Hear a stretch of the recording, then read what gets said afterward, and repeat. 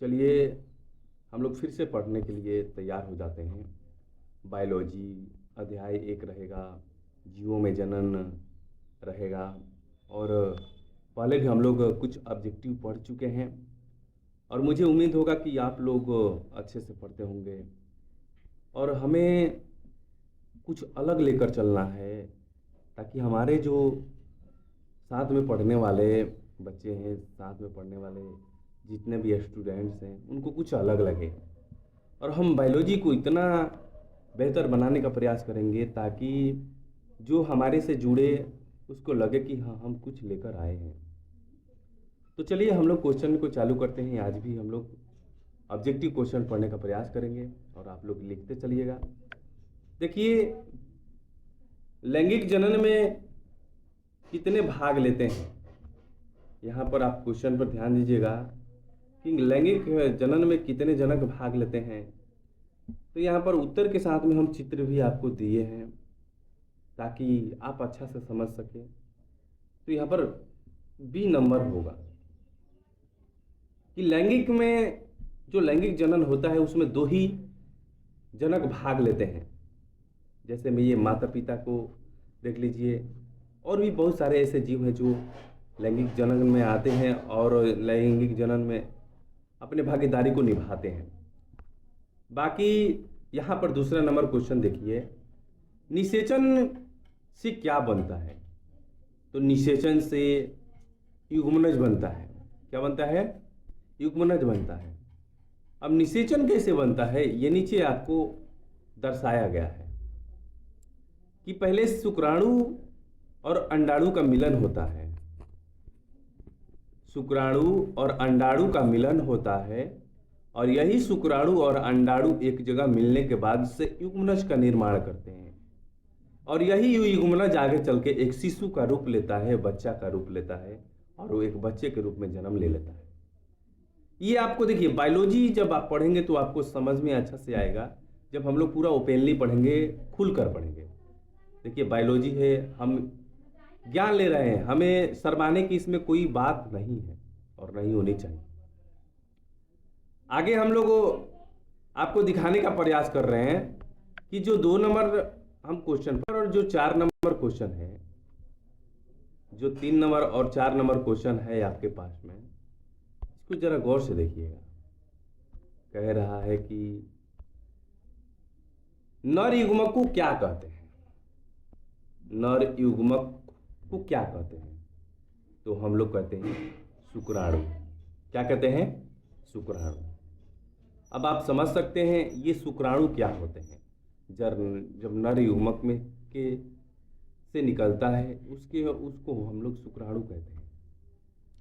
जो मादा युग्मक होते हैं, जो मादा युग्मक होते हैं, उन्हें क्या कहते हैं? उन्हें हम लोग कहते हैं अंडाणु। क्या कहते हैं? अंडाणु। यही अंडाणु और शुक्राणु जब मिलता है तो एक किसका निर्माण होता है? युग्मनज का निर्माण होता है। अब अंडाणु का भी आप चित्र देख सकते हैं कि जो यहाँ पे दिया है ये अंडाणु, सॉरी, शुक्राणु का आप चित्र देख सकते हैं। ये शुक्राणु है और ये अंडाणु है। यही दोनों मिलता है तो युग्मनज का निर्माण होता है। आगे देखने के बाद लिए आपको समझना होगा, यहाँ पर दिया है कि लैंगिक जनन का प्रमुख लाभ क्या होता है। तो लैंगिक जनन का प्रमुख बात यही होता है या लाभ होता है कि जीवों में जो होती है विविधता होती है। क्या होती है? विविधता होती है। देखिए, ये चीज हम लोगों ने, इस चीज को हमें समझना है। युग्मनज किससे बनता है? हम आपको पहले भी बताएं कि युग्मनज कैसे बनता है। तो युग्मनज किससे बनता है? जब शुक्राणु और अंडाणु आपस में मिलते हैं तो युग्मनज का निर्माण होता है। साफ साफ यहाँ पर दिया गया है कि युग्मनज, शुक्राणु और अंडाणु जब आपस में मिलते हैं तो युग्मनज का निर्माण होता है। आप समझ रहे हैं? और वही चीज हम आगे चलते हैं थोड़ा सा कहने, मनुष्य में किस प्रकार जनन होता है। तो आपको मालूम होना चाहिए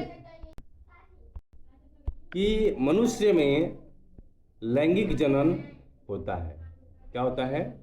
लैंगिक जनन होता है। और ये लैंगिक जनन दो जीवों के बीच में मिलने से होता है। यहाँ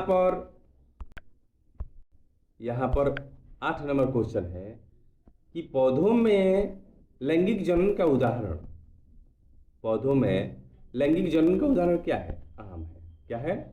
आम है। लैंगिक जनन में आनुवंशिकता विविधता होती है।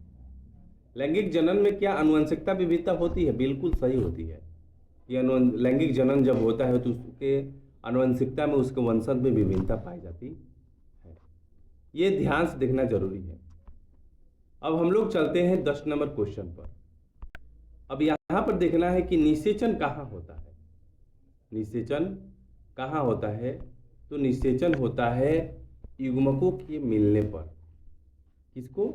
युग्मकों के मिलने पर। तो ये हमारा 10 क्वेश्चन था और फिर अभी 10 क्वेश्चन हम लोग आगे चलते हैं पढ़ने के लिए। तो हम लोग आ गए 11 नंबर क्वेश्चन पर।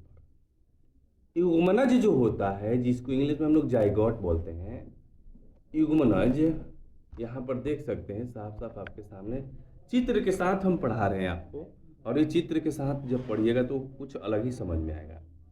युग्मनज में गुणसूत्रों की संख्या कैसी होती है? तो द्विगुणित होती है। कैसे होती है दोस्तों? द्विगुणित होती है। 12 नंबर क्वेश्चन कह रहा है कि 12 नंबर क्वेश्चन कह रहा है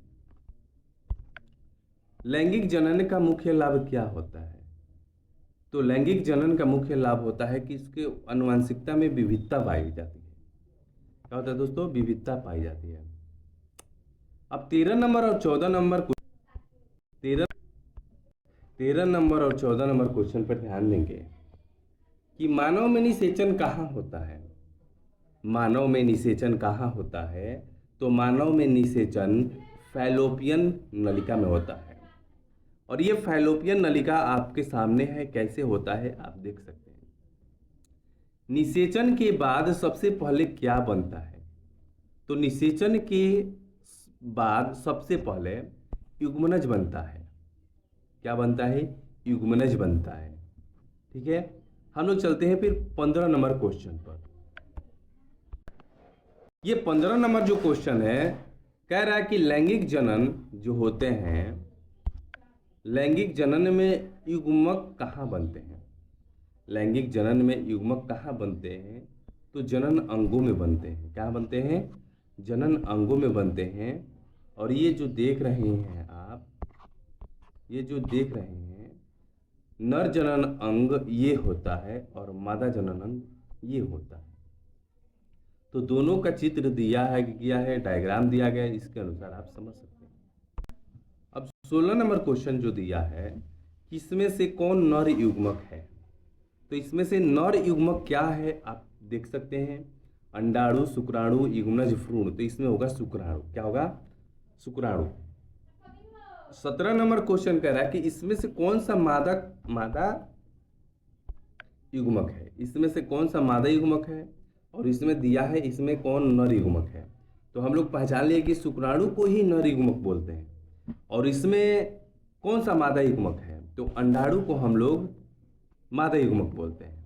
ठीक है, अब ये जो 18 नंबर क्वेश्चन है, 19 नंबर, इसको हमें ध्यान से पढ़ना है।